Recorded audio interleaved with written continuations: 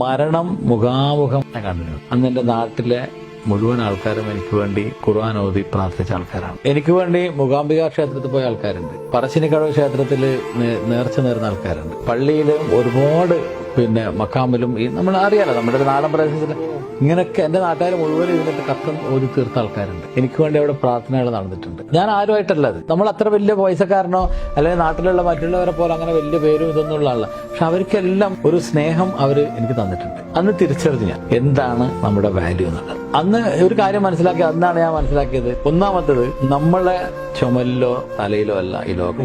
രണ്ടാമത്തത് നമ്മളില്ലെങ്കിലും ഇവിടെ ഒന്നും സംഭവിക്കില്ല. മൂന്നാമത്തത് നമ്മൾ ഇഷ്ടപ്പെടുന്ന ആളല്ല, നമ്മളെ ഇഷ്ടപ്പെടുന്നവരെയാണ് നമ്മൾ എപ്പോഴും ഗൗനിക്കേണ്ടത്. അന്ന് നമ്മുടെ കണക്ഷൻസ് എന്ന് പറഞ്ഞാൽ വലിയ സെലിബ്രിറ്റീസ് ആയിട്ടും വലിയ വലിയ ആൾക്കാരായിട്ടൊക്കെയാണ് നമ്മുടെ കണക്ഷൻസ്. നമുക്ക് അവർക്കാണ് കൂടുതൽ കെയർ നമ്മൾ കൊടുക്കുക. ആരെങ്കിലും വന്നാവില്ല, നമ്മൾ സാധാരണക്കാരനോ നമ്മുടെ നാട്ടിൽ നിന്ന് വരുന്നവർക്കോ അല്ലെങ്കിൽ നമ്മളൊന്നും അവരെ കെയർ ചെയ്യില്ല. അവരെല്ലാം നമ്മൾ കെയർ ചെയ്യേണ്ടത്. നമ്മളെ ഇഷ്ടപ്പെടുന്ന ഒരുപാട് ജനങ്ങളുണ്ട് നാട്ടിൽ. അതല്ലാണ്ട് നമ്മൾ ഇഷ്ടപ്പെടുന്ന വലിയ സെലിബ്രിറ്റികളുടെ ഫോട്ടോ എടുക്കണം. ഓഫ് കോഴ്സ് അത് എടുക്കേണ്ടെന്നല്ല. ബിസിനസ് കാര്യത്തിലും നമ്മുടെ റീച്ച് കൂട്ടാൻ നോർമലി അതൊക്കെ വരും. അതൊക്കെ ഒരു മൊമെന്റസ് മാത്രമാണെന്നും തായിയായിട്ട് നമുക്ക് കിട്ടുന്നത് ഈ പറഞ്ഞ സാധാരണക്കാർ മാത്രമേ ഉണ്ടാവുള്ളൂ.